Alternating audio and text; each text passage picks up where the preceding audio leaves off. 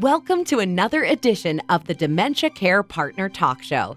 Now, here's dementia care expert Teepa Snow and your host, Greg Phelps. Hello and welcome to the Dementia Care Partners podcast. I'm your host, Greg Phelps, and joining me as usual is Teepa Snow. And Teepa, our topic today is one of my favorites, that's food.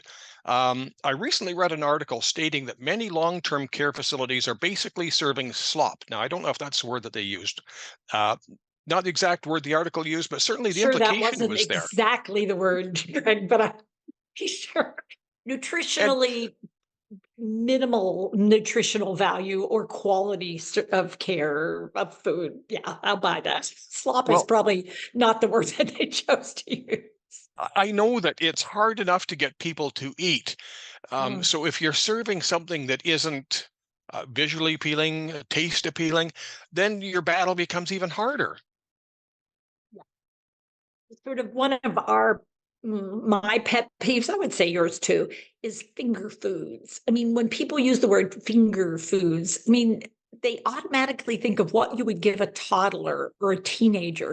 And it's like, yeah, no, I am not interested in pizza at every meal, nor am I interested in chicken fingers and French fries for everything, nor should I be. It's one of the most unhealthy things you can give me. So it's looking at how can we deliver really tasty, textured, sort of appealing things. And so I think of like skewers, bamboo skewers that you would do barbecue with, and you poke them in the fruit. And you give me something to pick it up with. And so there's small bits of fruit poked, and now I eat that. And then I can pick up another. I mean, and I can eat with my fingers, but it doesn't have to be like I've got a toddler at the table and I just pour it out on the tray and clean them up after. I mean, one of our early groups we worked with was called Grind Dining, and they're still about. And they take meat and a protein, and protein tends to be difficult to process and to chew effectively as people are progressing through their dementia. And so they grind and bind. They do a grind and bind phenomenon. So they take what people who don't have dementia might eat as a slice of meat, and they grind and bind it, and we have meatballs, and we have dipping sauces. And so we have dipping sauces with meatballs. And what a great way to combine that. Or we do a casserole that's cut into small pieces, and it's a little quiche. It's a baby quiche that I'm eating, but super different. Is visual appeal a thing for a person living with dementia, or am I just going to look for the first thing and stuff it in my mouth? Well, interestingly enough, it depends on the person and how they ate food before. Some of us, our whole lives, we would eat to survive, and some people survive to eat. And for those who survive to eat, they are much more into what does it look like? What's it texture wise? What does it taste like? What does it smell like? What's its appeal? Because they're much more picky about what goes in. Those who eat to survive, I mean, you just put something in your mouth, you don't really care. So, there's not one way of doing it, and our friend Emilio is probably in the second category, just eating, just eat whatever it is. If it doesn't taste bad, he'll put it in and it's gone. But for me, I have textures I don't want to take in. I have visuals that are like, ugh. So I need some high contrast. So sometimes it's not even the food, it's what the food is served on. White on white or yellow on yellow or red on red is harder for me to notice. And I wouldn't even pick up on it. The aroma of it, how it appeals to my sense of smell, might be an equally important thing. And again, a sandwich on white bread with mayo on it or butter and lettuce, oh, maybe a little, who knows, and then a slab of ham and a slab of cheese doesn't have a lot of appeal to me. I mean, that wouldn't be something I'd pick up. If, however, you did little ham and cheese on little skewers, and then you had some fruit where that was, or a tomato, a small little round tomato, I'd probably pick that up and check it out, because one of those things at least appeals to me. For me, it happens to be the tomato, but I'd Is eat the other stuff to texture get to it. is texture a concern? Because do we not develop some swallowing issues at a certain point? Yeah, the tricky part is often there's a difference between the need to grind and texture. So, making something a puree takes away all texture, and it's basically like drinking a thick goop. Is that's how your mouth views it? It's like a thick but less tasty milkshake where you swallow it and take it down, swallow it and take it down. I mean, it's nourishment, but there's not a lot of pleasure in it. Versus, I can have something that's well presented, like grind the vegetables for the soup. And then when I eat it, I taste texture. I get texture, but it's really mushy. And I don't need teeth to do anything with it. I can actually take like an omelet and get great value out of it. And it could have vegetables that have been pre-cooked in the omelet. So I'm getting my vegetables, I'm getting my protein, I'm getting even, extra protein in it.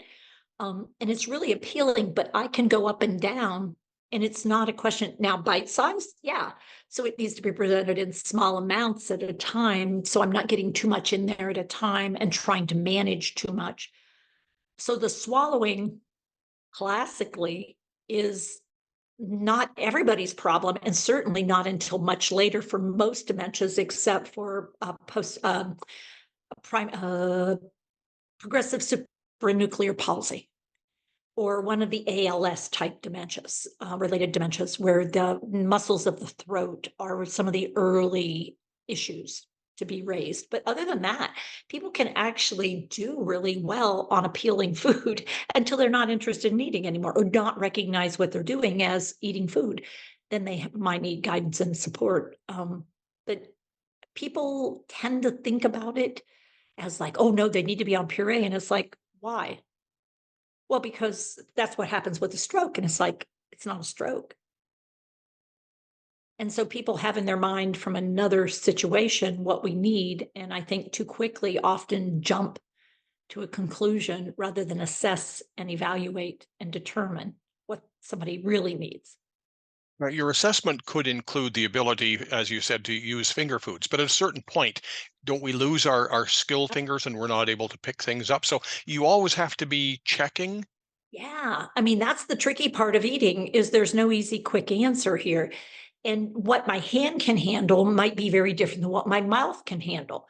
So it might make more sense to use hand under hand assist with a utensil to get the item to my mouth so I can then enjoy it with the skills of my mouth. Or it might be that my mouth is less skillful, so we need something that with a cup. So when we bring it up with support or assist, it can go in and go down and nourish me because I don't really care about eating anymore. And we're trying hard to find a way to get the nourishment in me so I can enjoy what I can enjoy because it may not be eating anymore. But it still should be done with me, not to me. And that's the tricky part, I think. You have a lot of videos online, Mm. and I can talk to a consultant. Can you get somebody together to actually demonstrate the process of the hand under hand and talk about recommendations that might work for their person? Absolutely. And if we have a situation where someone is running a small group and they're working on eating skills, or it's someone who is, at home and the family is interested, we would probably recommend a free consultation and then seeing where the person actually is. And if possible, we'd love to get a video of you doing and them doing what they typically do. And then let's look and see if there are any ideas or suggestions based on that. And it could be simple as adding a pillow from behind so that they're actually sitting more upright and can really use their arms more freely as opposed to sitting back so that their head is slightly in front of their shoulders. The back is rounded. And it's a lot more work to bring your hand up to your mouth with skill when you're in that position. So sometimes it's simple things, but sometimes it takes someone else taking a look at the situation to recognize where there might be a simple modification rather than another bite, dad, take another bite, dad, two more bites. Come on, you can do this. And that's because that's all I know how to do. And so, yeah, consults are great, videos wonderful, and support is really what's needed. Hipa, thank you very much. Thank you, Greg. You've been listening to the Dementia Care Partners series brought to you by Positive Approach to Care. For more information, go to tipasnow.com.